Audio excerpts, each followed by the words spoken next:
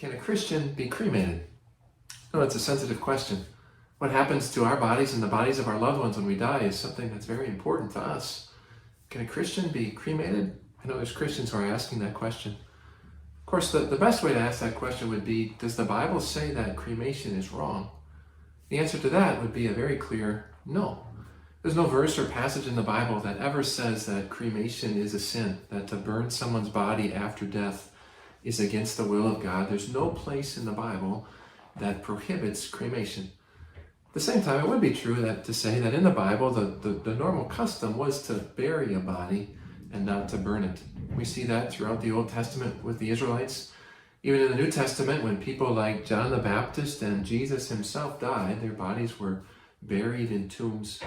And yet, even in the Bible, we see examples of God's people being burned. One clear example is at the end of 1 Samuel chapter 31. King Saul and his sons, when they died in battle, their bodies were burned. The Bible doesn't specifically command or prohibit cremation. What the Bible does say about our bodies after death are two clear truths.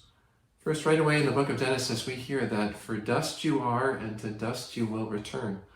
Our bodies were made from dust. That's how God made Adam, from the dust of the ground. If you think about it, no matter what happens to your body after you die, it's going to return to dust.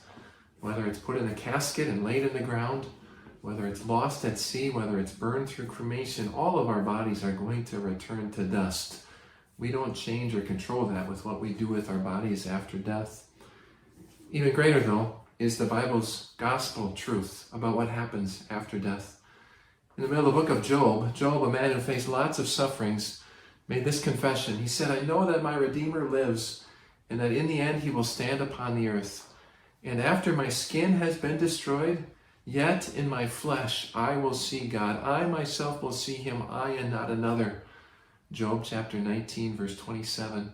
Job knew that his physical body, it was going to be destroyed, it was going to go away, and yet he had this confidence that his Redeemer was going to raise him up, and he was going to see his Savior face to face. This is our confidence. What you and I do with our bodies after we die isn't the deciding factor.